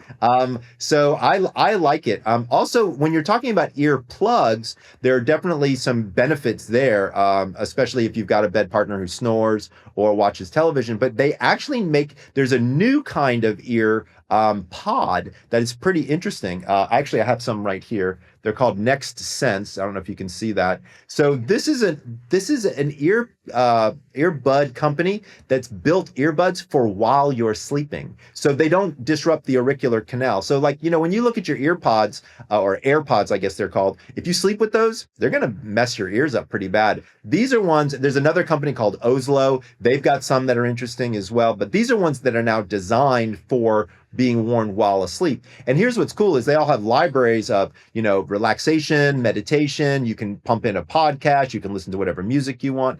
Next Sense does something somewhat unique in that they actually have a frequency that they can send in to help you get back into a deeper stage of sleep. And they've actually got real data behind it. I work with that company as well. And I really like the data that they're producing out of there. So there's definitely some cool gadgets out there. I will also tell you though, but with sound machines, one of the things you need to be thoughtful about is if you're going to use a sound machine, you better make sure it's portable because once you get used to it, it's really hard to sleep without it. And that also goes true with kids. So a lot of people say to me, oh, I've got a sound machine to help my kids fall asleep.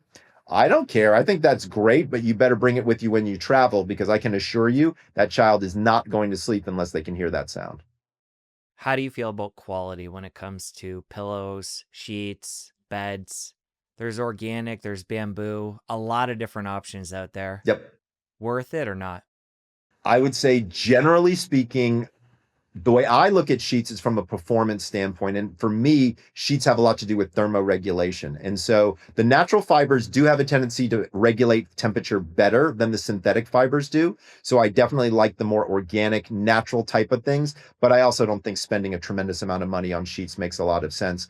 I will be honest with you, the sheet marketplace has done a terrible job for consumers. Good job for them, but terrible job for consumers talking about things like thread count. So here's the bottom line. You can't get get more than 500 threads into an inch piece of fabric. So when you see an 800 thread count sheet, it's actually two 400s woven together. I would even argue that that's not good, because then when you've got two 400s woven together, you don't get a lot of air travel through the sheet. So heat dissipation doesn't work nearly as well. Here's what you're looking for. 400 thread counts is fine. 350 is fine. I personally like bamboo because it feels nice. I like sheets that get softer as you wash them. So you want to be thoughtful about that. You also want to look for sheets that are treated with some type of chemicals, because some people can be sensitive to those chemicals. But generally speaking, you don't need to spend a ton of money on sheets. What you need to do is have sheets that have good thermoregulatory properties to them, and then again, blankets as well. One of the things I've been turned on to more recently, I would say in the last 6 months, is CO2 in the room. Yep. So we're in this room, oftentimes Air with a quality partner. counts. You might have some French bulldogs in there breathing as well. Door shut, maybe window shut. Right. CO2 through the night is just going up. You got it. Is this something that you ever monitor? And It what can is. we do to keep that low? It is. And so there's a couple of different things I think you can do. So number one, the easiest way to monitor and deal with that is to have plants in your bedroom. Remember, plants eat up CO2 and they produce oxygen, and there's plenty of data to show that these can be helpful things to have. So having plants in your bedroom is one way to thwart that. But me personally, I like air purifiers. I would say if you're going to, and by the way, you don't have to spend a ton of money on them, but air purifier and humidifier can actually be super duper helpful. We have an air purifier in each one of the bedrooms of our home, and I think it works really, really well. But I also recommend sleeping with the windows open. Now, to be fair, it's summer, we're getting into summer, so lots of pollen, lots of particulates. So make sure there's a screen on your window, but I don't think there's anything wrong with sleeping with the windows open and getting some fresh air. When it comes to other hacks we can do, Mhm. we got the nose strips, Yep. the nose inserts, Yep. mouth taping. Yep. Talk about these and any value there. I think mouth taping is one of the stupidest ideas I've ever heard in my life. And I talk about it to people all the time. And here's why.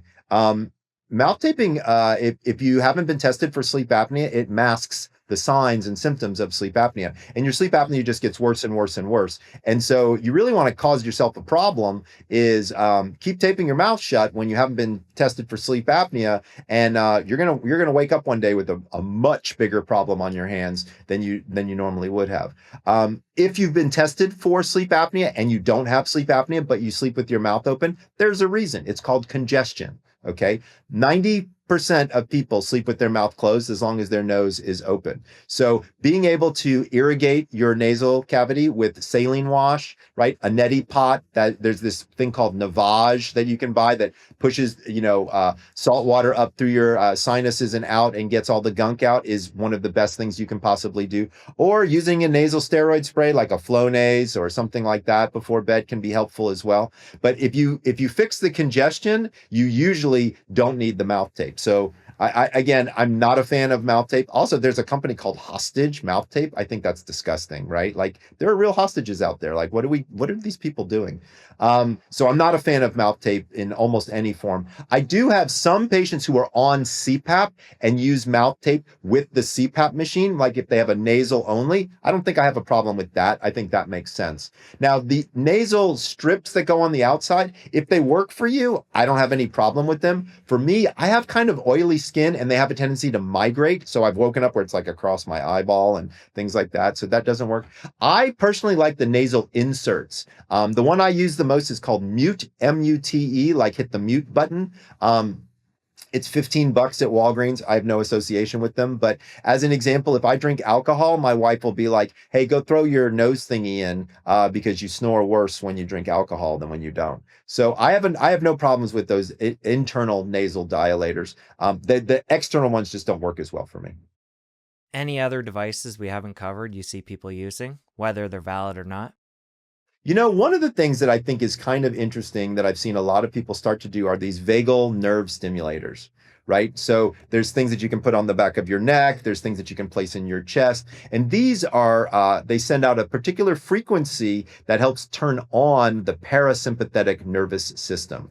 So I want to be clear, the data is getting better and better and better with these vagal nerve stimulators. And I'm really starting to find that a lot of my patients who have middle of the night anxiety, or who are generally anxious people, they can definitely benefit from some of these vagal nerve stimulators. But this is not going to cure every single thing that ails you. But if you have anxiety and you follow the breathing techniques with them, and you work with these types of things, I think they can be valuable. I personally use one called Apollo. I found it to work very well. There's different ones out there that I think people can use and enjoy. I'm trying to think if there's anything. Oh, sleep masks. We talked a little bit about it, but there's different sleep mask technology out there. I would say, wander around. What you want to avoid is the flimsy, silky ones, because they slide all over your face and they don't really have a tendency to work very well. But I feel like we've kind of covered just about everything I can think about. Let's come back to restless legs. Sure. It's come up a couple times quickly. Mm-hmm. What's happening there? How common is it? And then how does somebody begin to troubleshoot? Great question. So first of all, in many cases, restless legs turns out to be an iron deficiency, specifically a type of iron called ferritin. So when you're doing your blood testing, remember we were talking about blood testing before supplementation earlier, that's one of the irons that I actually ask people to test for. And if it's below 60, even though that's well within the normal range, we do see people getting this restless leg feeling. So what does restless legs feels like? It feels like a creepy crawly feeling on your legs or your arms, but it only happens when you lie in a recumbent position or when you're sitting, sedentary for a while. And by the way, if you get up and move around and it goes away, that's restless leg syndrome. If you get up and it doesn't go away, that's called peripheral neuropathy. That's a whole different scenario that you want to talk with your doctor about. There are lots of people that suffer from restless legs. And by the way, it gets worse as you get older. Specifically for women, it gets worse in menopause. For men, it just gets worse as you get older. I think if memory serves, roughly 30 to 35% of people over age 55 have restless leg syndrome. Now, how do we treat it? Normally, unfortunately, it's with drugs. There are some new vibratory protocols out there where there's these little straps that you can put on your legs that have a small vibration that counterbalances the feeling of itchy scratchiness that goes on. Those seem to be showing some good promise as well. So I've been impressed with some of those types of things out there. But yeah, it's a well-known sleep disorder. I also want to be clear, restless leg syndrome happens before sleep. If you have a kicking that goes on all night long, that's something different called periodic limb movements. That's also disruptive, and we treat it roughly the same way that we treat RLS. Menopause has come up a couple times. Oh, yeah. Women going through that stage of life. Yep. Hormones are changing. Yep. Any specific strategies for them falling asleep and staying asleep? Yes. So to be clear, we would need an entire podcast just to talk about this. I want to be clear, there's no way I can do this topic justice in a small time period, but I think I can give people a general idea set of things to think about. Okay. So number one, for all the people out there that are dealing with menopause, one of the things we know is that specifically for women, the ratio of having sleep apnea doubles for women when they hit menopause. So if you start snoring during menopause, if you gain weight during menopause, if you have difficulty sleeping and wake up multiple times during menopause, you need a sleep test. I know you don't think you have sleep apnea. You might. Go ahead and get a sleep test. We want your breathing to be consistent, especially when you're sleeping during these crazy hormonal timeframes. So step number one for a lot of women is go ahead and get your sleep study done to make sure if you've got apnea, you treat it. If you don't have apnea, then you don't have to worry about it. So step number one is that. Step number two is you want to regularize your sleep schedule. Okay. I get it. It's hard to figure out when to go to bed and when to wake up. Then make your wake up time consistent and then go to bed when you're tired. Right? But having a consistent schedule is important because menopause itself will try to throw your schedule off. Number three, caffeine sensitivity increases. So what you used to be able to do was have coffee at 2 o'clock in the afternoon and have it not affect your sleep. When you hit menopause, guess what? You need to probably stop caffeine by 11 o'clock in the morning. And by the way, alcohol is the same way. And this really sucks because a lot of women think, oh, I feel miserable. You know what? I'm stressed out from all these hormonal changes. I'm just going to have a glass of wine and relax.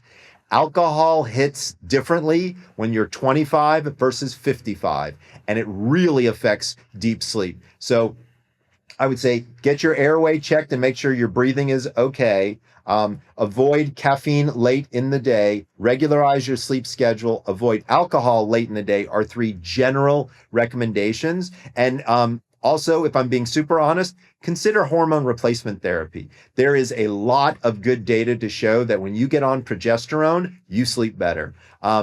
We did a real disservice to women for many, many years.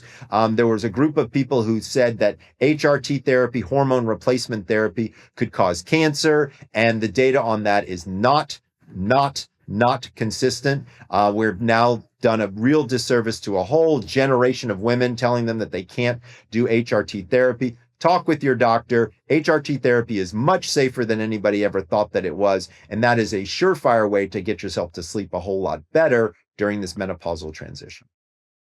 All right, another stage of life variable, kids. Yep. Somebody who has young kids, and inevitably their sleep patterns are going to change. They're going to be waking up to take care of them during the night. Mm-hmm. We've gone over the importance of sleep to this point. So somebody who is now stressing because they want to get that deep sleep and get quality sleep, and now they can't, what would you say to them? What I tell people to do is sleep in shifts, right? So doctors are on call all the time, right? And we still make it through the night. Why? Because we don't stay up every single night being on call. So if you have a partner, then you can do this. Monday, Wednesday, Friday, you handle the child if they wake up in the middle of the night. Tuesday, Thursday, Saturday, your partner handles the child in the middle of the night. And Sundays, you flip a coin or you alternate, whoever gets it. That way, every other night, you'll still get a reasonable night of sleep. And you know that you're not going to get disrupted because your partner has already agreed that they're going to handle child in the middle of the night. Now, one thing people might turn to me and say is, well, what if my child is still breastfeeding and I'm not the breastfeeding participant in this relationship? How does something like that work? So what you'll want to do is you'll want to have your partner pump so that way you can actually have breast milk available. But here's the trick. You want them to pump in the evening time. Most people don't know this, but breast milk produced at night has melatonin in it, and breast milk produced during the daytime does not. So you want to label the breast pumped milk AM versus PM, and then whoever's coming in the PM be able to grab the PM stuff and be able to help out. All right. A common through line with this show is metabolic health. Sure. Let's tie sleep to obesity, insulin resistance, Easy. metabolic dysfunction. I wrote a book called The Sleep Doctor's Diet, Lose Weight Through Better Sleep. And that's all I talked about was sleep in the metabolic process. So I'll give you the rundown reasonably quickly. So if you become sleep deprived, and by the way, that definition is different for all of us, right? So your sleep, if you sleep 6 hours, or let's say you sleep 7 hours, that could be deprivation for you. That could be fine for me. So everybody has their own definition of sleep deprivation. But if you are deprived, there's some things that happen to you biologically that have a massive effect on your metabolism. So first of all, when you become sleep deprived, your body's metabolism slows down. And you might be saying, why? Well, your body is wondering, doesn't have that many resources left in it. I don't know why this body is still awake, but I don't want to use up all my fuel, so I'm going to lower my metabolism. So that's step number one. Number two is your appetite increases. Why? To go forage for more resources, right? So your brain says, hey, go get more food because you're up more. So higher appetite, lower metabolism. That's the first step. Number two is your hormones go cuckoo. In particular, 2 hormones, one called leptin, the other called ghrelin. So ghrelin is the hormone of hunger, which, by the way, is different than appetite. These are 2 different things in the brain. That increases by almost 20%. And your feelings of satiety or feelings of fullness, which is what leptin has a tendency to affect, lower by 15%. So once again, when you sleep deprived, your appetite is high, your hunger is high, your feelings of fullness are low, and your metabolism slows down. I can't honestly think of a worse scenario for weight gain, but wait, it gets even worse because cortisol levels are high, because you're up and your brain is like, what's going on? And when cortisol is running around your brain at a constant pace, your brain doesn't like it. It wants serotonin to tamp that down and make you feel better. What's the easiest way to get serotonin? Eat a Snickers, have a muffin, have a high-fat, high-caloric snack, because what does that do? Immediately forces serotonin into the system and slows everything down. So you now get cravings during this period of time. So if you sleep deprive yourself, it is literally almost impossible to lose weight. Almost impossible. Here in Ontario, we're heading into summer, Mhm. longer days, Yep. more light. Yep. How does everything we've talked about to this point change throughout the year? Yep. So you don't want to wake up in the darkness, right? And so the more light, the more movement, the more time out, all of these things. But you really want to be thoughtful about keeping that level of darkness available to you. So when it gets dark, that's when you sleep. And when it gets light, that's when you wake up. And so you can adapt differently. I will be honest with you. I think we should get rid of daylight saving time. I think it's probably one of the worst ideas ever. It was great back when we had an agrarian society, but we don't really need that any longer. And so the American Academy of Sleep Medicine is very clear on this, is we should not do daylight saving time. We should do standard time, because people shouldn't wake up in the dark. Right? Remember, melatonin is the hormone of darkness. It keeps being produced in darkness. And so waking up in the dark, your brain just wants to stay asleep. I also, Jesse, if you don't mind, I want to go backwards for half a second. One of the things I forgot to mention when we were talking about metabolism and sleep in general are GLP-1s. You know, this is a very big topic right now. And one of the questions I got asked recently that I think your audience would find interesting is, are GLP-1s the new replacement for CPAP machines? Or can GLP-1s help me sleep better, right? And so let's do a quick double tap on that question so that we can be fair and give a broad spectrum here. And so here's what I will tell you is possibly. So there are now GLP-1s that, if you have sleep apnea, qualifies you to get the GLP-1. It's called Zepbound. And one of the categories of allowing for the prescription is the diagnosis of sleep apnea as well as obesity. So let's talk about it for half a second. GLP-1s work in a very particular way, and they absolutely lower cravings. They lower instances of wanting more food. They lower what we call the food noise in your head, or the food chatter, where you think about, oh, all I can think about is food. And that can be very helpful. However, one of the things that also happens is you have muscle loss with GLP-1 use. And quite frankly, it's very high. It's like 50-60% of muscle loss along with fat loss, okay?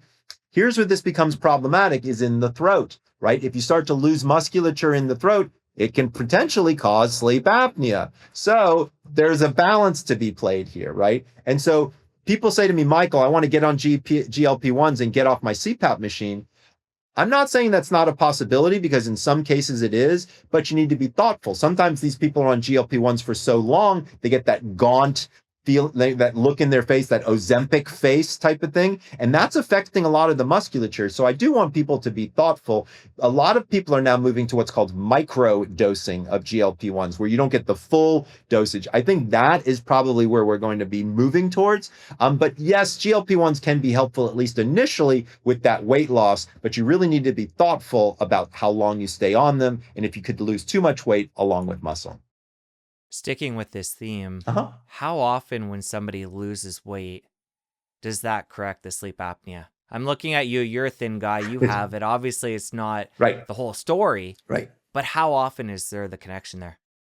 I don't have a specific number for that, but I can tell you in my clinical experience, here's what I've seen happen is roughly 25 to 45% of my cases, if they lose enough weight, we see the apnea go down to such a low level that it's probably not worth treating. They may still have mild apnea, and we're okay with that. As long as their oxygen doesn't drop low at night, they can kind of get away with it. For me, it's pure anatomy, right? It doesn't have anything like, because I'm not a big guy. I'm 65 pounds soaking wet, right? At 5'9", that puts me in a good BMI category. And I don't have a lot of weight on my neck, as you can see, but inside my throat, what we've probably got is bigger tonsils, bigger adenoids, bigger tongue, and all of that anatomy is in more than likely what's causing my apnea. So you can be thin and still, have sleep apnea for sure, but weight loss definitely helps. And isn't there a different type where it's more of a signal problem, central sleep apnea? Correct. So there are three, believe it or not, there are three types of sleep apnea. There's obstructive, which is what we've primarily been talking about, which weight can be a component, tonsils, adenoids. But then there is central sleep apnea, and that's where your brain tells your lungs, don't breathe. That's much more serious, much more difficult to treat. Those situations, you would go to a sleep laboratory to understand that better. You wouldn't necessarily be on a CPAP machine, although you could be. In many of those cases, there's oftentimes a surgical intervention that we have to do. All right, as we come to a close here, a few more questions to round things off. Yeah. You mentioned the fact that the most common question you get is how to fall back asleep when you wake up during the night. Correct. We went into the details there. That was great. What about for the person who can't fall asleep to start the night? Yep. Any differences there? And to be clear, I'm not talking about disordered problems falling asleep. This is just periodically. Yep. What would you recommend to them? Generally speaking, when I've got somebody who periodically has a difficult time falling asleep, 90% of the time, it's stress. Okay, it's some level of stress, and the 4-7-8 technique will work, but I've got easier ones for people if they want. So one of my favorites, and this is going to sound a little ridiculous, but I swear to you it works, is I have people count backwards from 300 by threes. Okay, it's mathematically so complicated you can't think of anything else, and boom, you're out like a light. I have them do that, but more importantly, it's regularizing their wake-up time. So, and I know this sounds weird, like why would I say to have a regular wake-up time would help you fall asleep at night? Because once again, by having an irregular wake-up time, we have irregular melatonin production, and that can make your situation worse.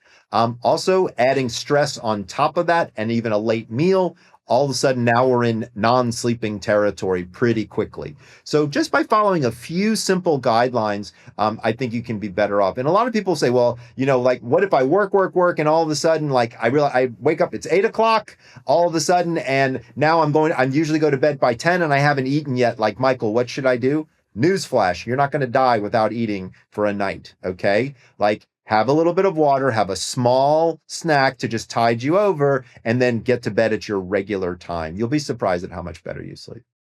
Okay, you've made it really clear. We want to really focus on the getting up at the same time every morning. Yep. Even on weekends. Even on weekends. Unless we're a teen. Yes.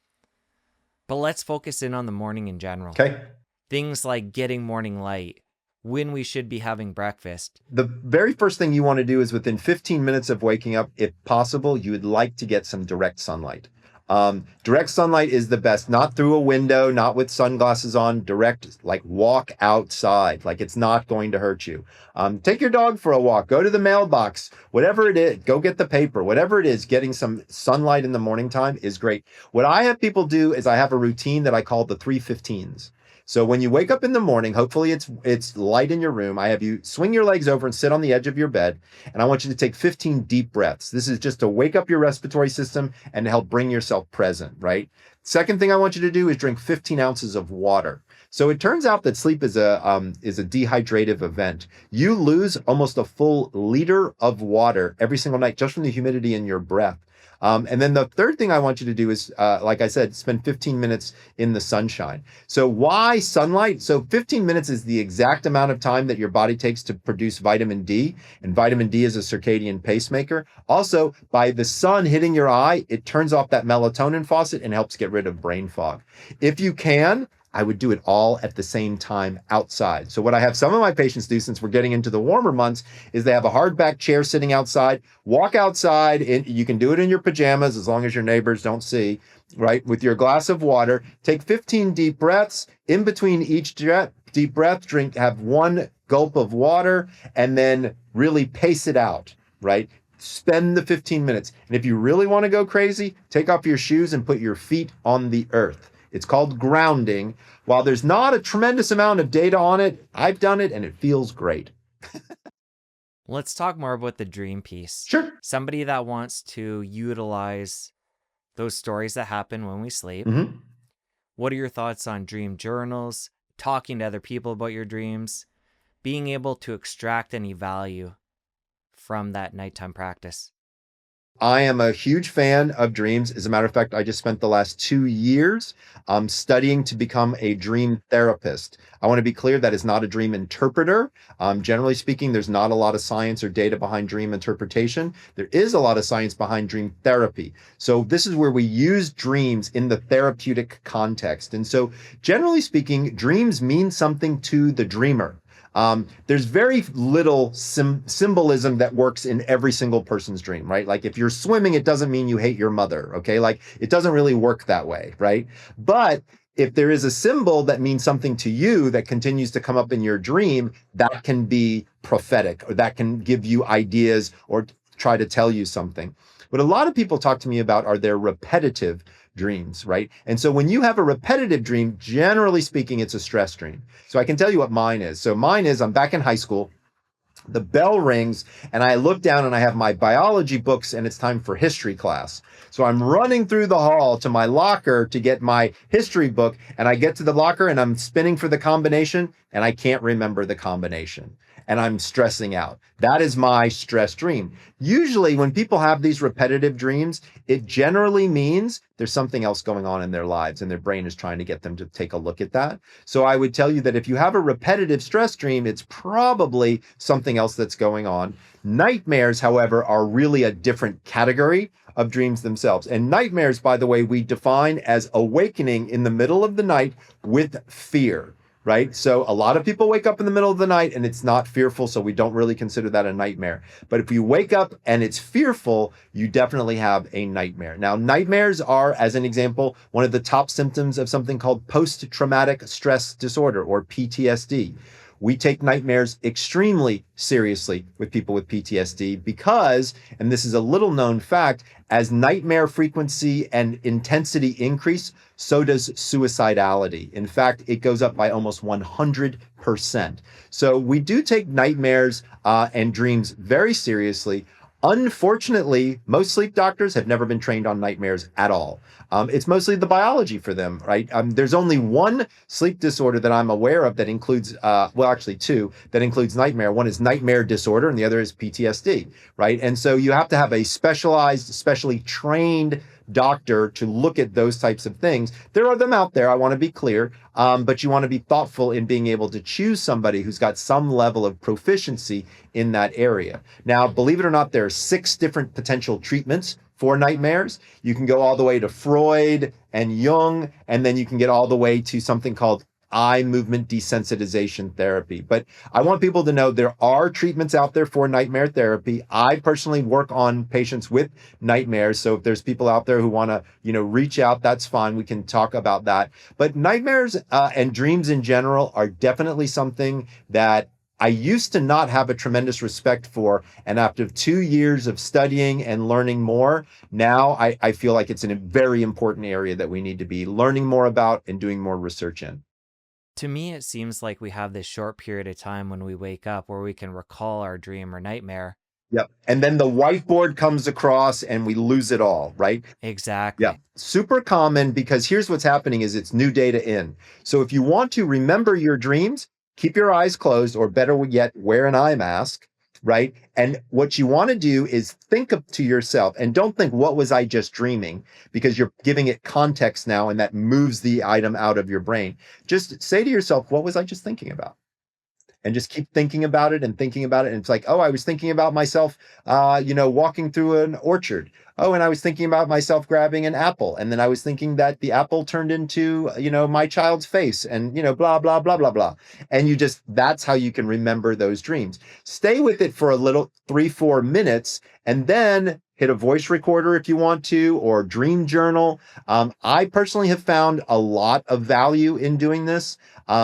Some people say that they wake up with great ideas from their dreams. Paul McCartney supposedly woke up with the words for "Let It Be" in his head. Supposedly Einstein woke up with E equals MC squared from a dream. So I think creatives definitely can really learn a lot from their dreams. But I will warn you, if you are trying to remember your dreams, be careful what you ask for, because once you turn that button on, sometimes it's hard to turn it off.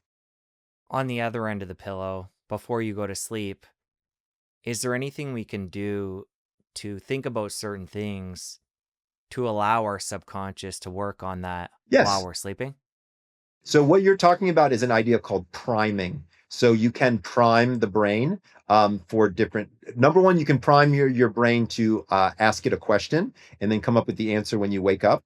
So you can tell yourself as you're falling asleep, hey, I really want to solve this problem, like with my child or my partner or at work. Like, I really want to think through that and come up with some answers when I wake up. You'd be shocked at how often your brain will put those pieces together while you're asleep.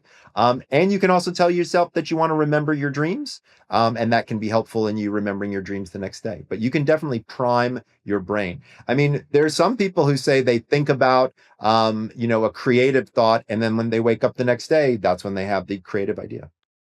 Okay, today we have shared a ton. I've learned a lot. Good. Thank you for this. Sure. Somebody who is feeling overwhelmed right now and they need some time to really chew on and digest this and implement over time, Mhm. let's give them 3 things they can do today Sure. before they go to sleep Yep. to enhance their sleep tonight. So I'm going to give them 5 because it's easier. So step number 1 is to wake up at the same time 7 days a week. Just do it. Just set the alarm. If it's 7 a.m., if it's 6:30, I don't care. Set an alarm, wake up at the same time 7 days a week. Step number 2, stop caffeine by 2 p.m., right? So caffeine has a half-life of 6 to 8 hours. So if you stop by 2, it's 10, which is when most people are going to bed. Step number 3, stop all alcohol 3 hours before bed. Limit yourself to 2 drinks, okay? Step number 4, exercise daily, but stop exercise 4 hours before bed. And step number 5 is when you wake up, do my 3:15s, which is 15 deep breaths, 15 ounces of water, and 15 minutes of sunshine. If you follow that 5-step plan, within 2 to 3 weeks, I can assure you the improvement in the quality of your sleep, you'll improve your quality by 20-30%. Wow. All right, Dr. Breus, thank you for the great conversation. Sure. We're going to link up your YouTube channel, your books, the quiz, everything in the show notes. Perfect. Thanks again. Absolutely. I just want to thank you for the opportunity to talk to your audience. And absolutely check out the show notes, because we're going to have I'll actually even put in there some of the products that I talked about and the links to some of my YouTube videos, which I think you'll find helpful. And I just want to wish everybody sweet dreams. Thank you for watching. Stick around here for this other great interview. You don't want to miss it. I'll see you over there. This is an alarming study. If you take a group of individuals and you limit them to less than 6 hours of sleep, and you were to check their insulin sensitivity after just 3 days, clinically they would